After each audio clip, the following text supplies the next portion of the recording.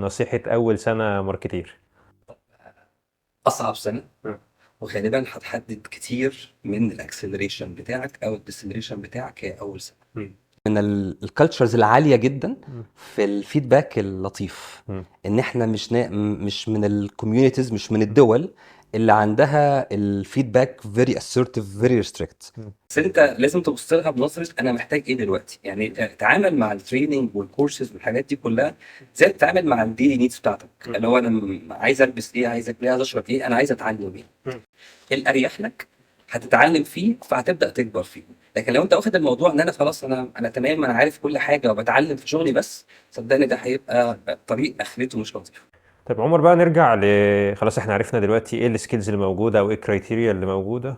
هو دلوقتي دخل الاسسمنت، مم. هيجي لك يسألك نصيحة قبل الاسسمنت، اعمل ايه، اذاكر ايه. كتير بيحب يروح يحل كيسز وحاجات كده اللي انا من وجهة نظري بشوف ان هي مش مهمة قبل الاسسمنت.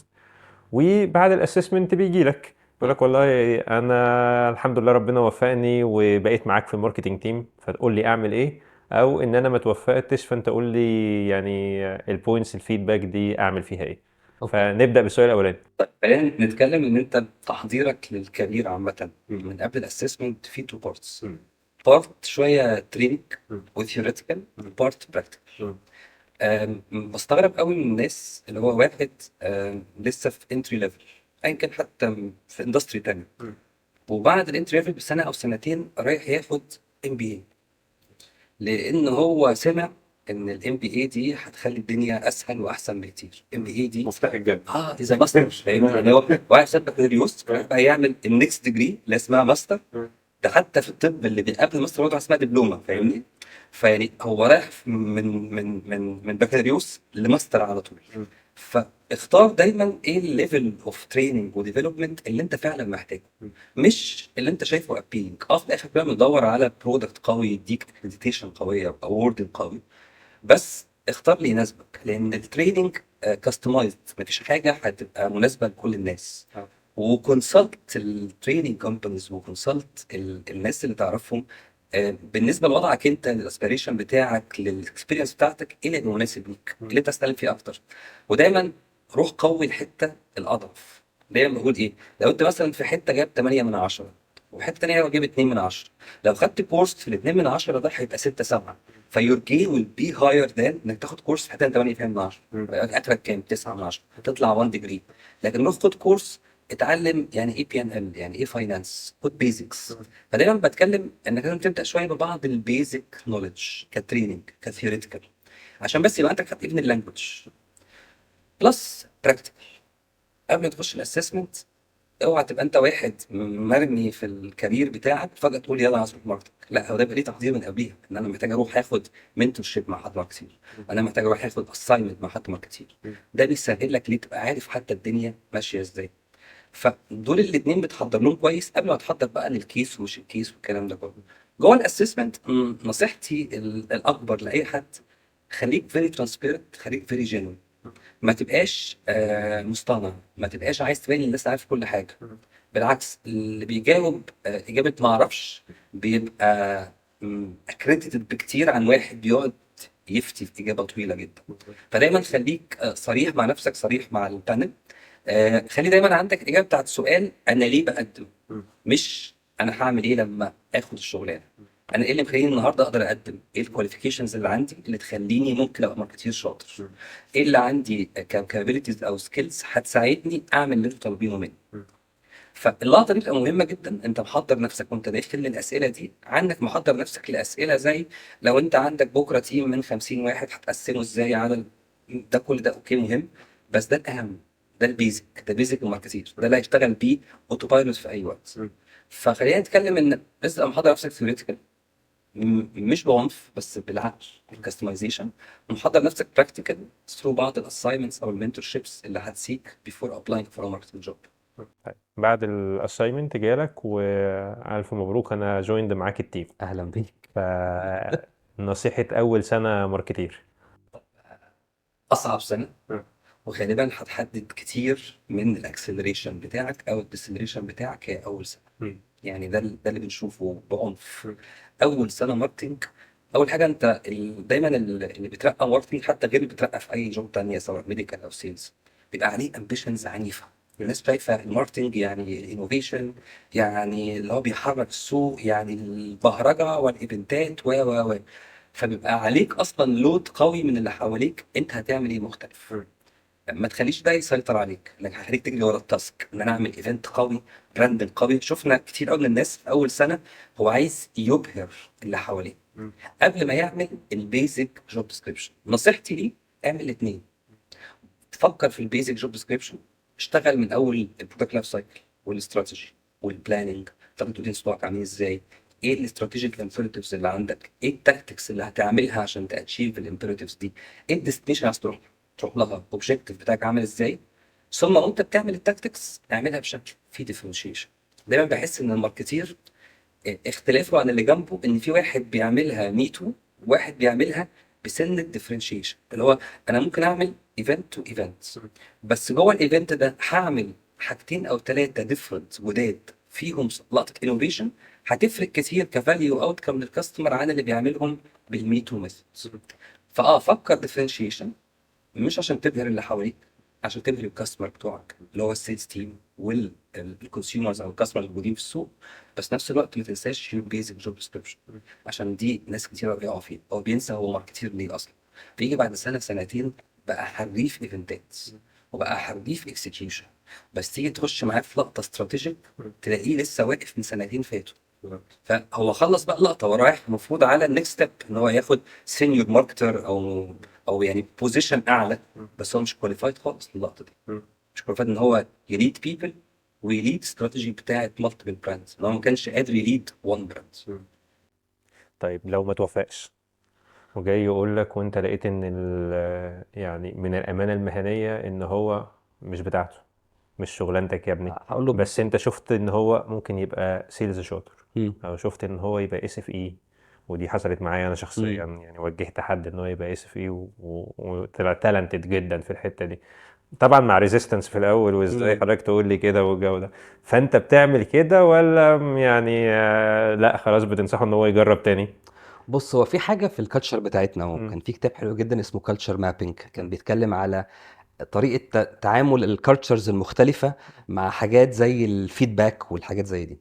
احنا من الكالتشرز العاليه جدا في الفيدباك اللطيف، مم. ان احنا مش من الكوميونيتيز، مش من الدول اللي عندها الفيدباك very assertive very restrict. مم. بس ساعات لازم دورك بقى كراجل هنا ليدر في الشركه او مانجر في الشركه تبقى سنسير جدا في الفيدباك بتاعك، حتى لو قدامك زعل. انا في زملاء كتير زعلوا مني من فيدباكس، بس بعد سنين جم شكروني ان انا في ناس غيرت لهم اسبيريشن جوه البانل، اللي هو ما استنيتش حتى لما نخلص ونطلع ريزلتس. حسيت ان هو حرام ان راجل معشم الشخص ده لان هو كويس في حاجه تانية، بس دي مش حتتك. This is not your strength point. عندك strength point في حته تانية.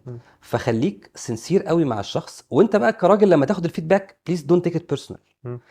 تيكت من عين واحد شافها، لو انت بتثق فيه فعلا، ان واحد شاف ان انت تنفع في حته تانية احسن لك، عشان ما تقعدش. انا شفت ناس كتيره جري ورا الحلم ده سنين، وراحوا بيقول لك عملوا انفستمنت فلوس ووقت كتير جدا، وفي الاخر ما قدروش ياخدوه. مش علشان هم قصروا في شيء، بس عشان كان ناقصهم حاجات من البيلت ان، من البيزكس، من الحته بتاعت الليدرشيب والانفلونس. فعشان كده ما تاخدش الموضوع نيجاتيف، بالعكس. اللي خلق الماركتنج لا خلق غيره كتير. والكارير اسبيريشنز جوه الشركات سواء فارما او نون فارما كتيره جدا ومتشابكه جدا، وممكن تلاقي حاجه فعلا تخليك احسن. لان كل اللي خد الماركتنج بالعارف بالقوي بالزق وبالعافيه وعارف اللي هو بقى داخل واخد ذا لاست مايل، لما بيوصل بيتصدم، لان هو مش هيقدر حتى يكوب مع المتطلبات بعد كده. لما تتحط بقى في اللقطه دي قدام التيم، قاعد قدامك في سايكل ميتنج مستني يسمع منك بقى الاستراتيجي العظيمه، وانت ما عندكش الكلام ده، it will be like a big disappointment ليك. فخد الفيدباك سيمبل، ما تاخدوش ان هو بيرسونال، وبليز دور على الامبيشن صح. وعلى فكره دايما بقول ان الكارير اسبيريشن هتلاقيه بنسبه كبيره بيناديك. يعني هو انت مش تبقى انت قاعد بتفكر باص للسقف وانا هبقى ماركتير ولا هبقى ريجولاتوري.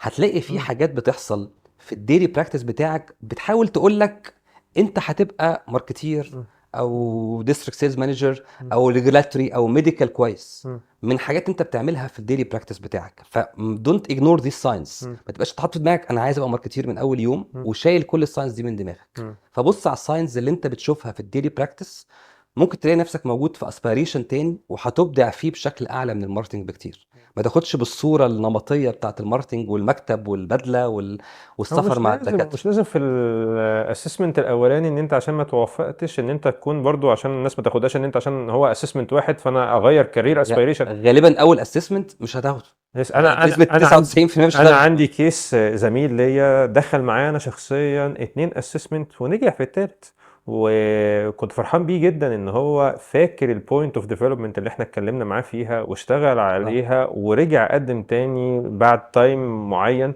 واتقبل وبقى ماركتير ايوه، من هو الناس ممكن يبقى هو الكويسه. شاطر جدا بس كان ها اوف داي عنده، طبعا يعني تفرق حتى كتير. وعنده الكابابيلتيز وجاهز وريدي مم. بس اوف داي. مم. فزي ما تقول مش هياخدها اكستريم كده او اكستريم مم. كده، بس فكر كويس في اللي حصل جوه البانل مم. وما تقعدش تحط اللي هو فيكتمايزيشن، اللي هو مم. لا اصل انا اتظلمت، اصل البانل كانت قاسيه عليا، اصل الكيس كانت نظريه صعبه. المؤامره اللي عايشين اه فيها كلنا دي. بالعكس، خد الموضوع انا مم. فعلا كان ناقصني ايه، لان مم. انت لو بتتشالنج ستيتس كو بتاعتك مم. هتبقى قادر بعد كده تشالنج ستيتس كو الماركت والبرودكت والتيم. فلازم تبقى بادئه من عندك، لازم الناس تشوفها عندك. زي ما انت مم. قلت، اللي هو واحد شاف ديفلوبمنت اريا فراح اشتغل عليها، غير واحد تاني عاش في الفيكتمايزيشن وانا اتظلمت ويخش تاني ويتظلم ويخش تالت ويتظلم. مم. فيعني ايه، خليك خليك متصالح مع نفسك شويه. بالظبط كده.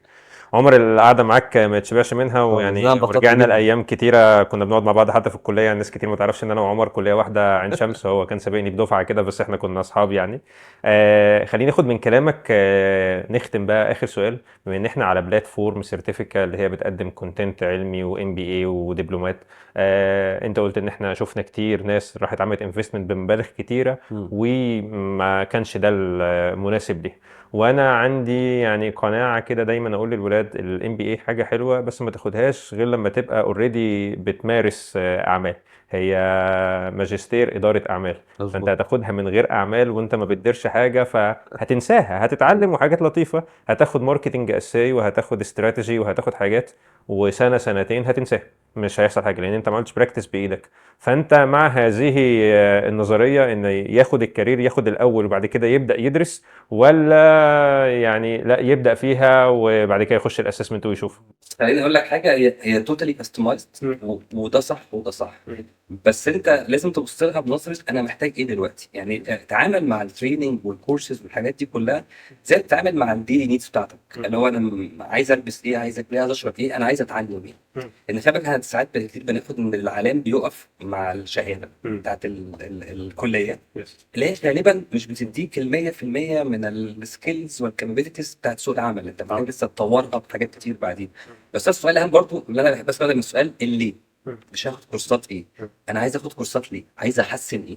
طب انا النهارده داخل زي ما تقول مثلا بشتغل في شركه في السيلز تيم، بس انا زيرو اكوانشن بلقطه بتاعت الفاينانس او البي ان ال. هروح ادرس فاينانس بس مش هدرسه في ام بي اي، هروح ادرس كورس بيزك فور فاينانس للنون فاينانس بيبل عشان ابدا اتعلم بيزكس البي ان ال والبروفيت اند لوس. فخليها دايما كاستمايزد. على فكره الام بي اي هتاخدها وفي وقت معين لازم تاخدها، بس زي ما تقول هاخدها عشان ابدا اطبق البرنسبلز بتاعتها في الشغل بتاعي. فلا تاخدها تو ايرلي فعقبال ما توصل للبراكتس تبقى نسيتها، ولا تاخدها برضه تو ليت فانت تبقى اوت ديتد عن اللي حواليك. فدايما خلي الدسكشن بتاعت وات اي نيد تو تيك واي هي دي البيجيننج اوف ديسكشن قبل ما ابدا افكر انا محتاج ولا لا. بس غالبا بنسبه كبيره اي حد فينا محتاج كونتينوس ديفلوبمنت. بس اللقطه كلها انت محتاج ايه دلوقتي، محتاج ايه بعد سنه وبعد سنتين وبعد ثلاثه، لان اللي هيتكبر على قعده الفصل ناس كده هتسبقه. مش لازم فصل، بس انت لو قاعد قدام لابتوب بتتعلم او قاعد في كلاس روم او قاعد في اي سيت اب انت شايفه مناسب ليك الاريح لك هتتعلم فيه فهتبدا تكبر فيه.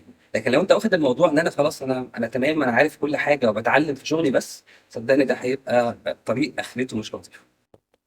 عمر، ميرسي لوقتك والمعلومات الكتير اللي انت اديتها لينا ولزمايلنا، ويعني عطلناك كتير خالص واخدناك خالص، من انا شغلك انبسطت يعني. جدا معاك يا احمد النهارده. يعني انا اكتر. يعني نختم حلقتنا ونشكركم ان انتوا تابعتونا، ونتمنى ان احنا نكون افدناكم في جزئية جديدة من الكارير هاكس عن الماركتينج. انتظرونا وفي حلقات تانية وكارير هاكس تانية، ونشوفكم دايما على خير. سلام عليكم.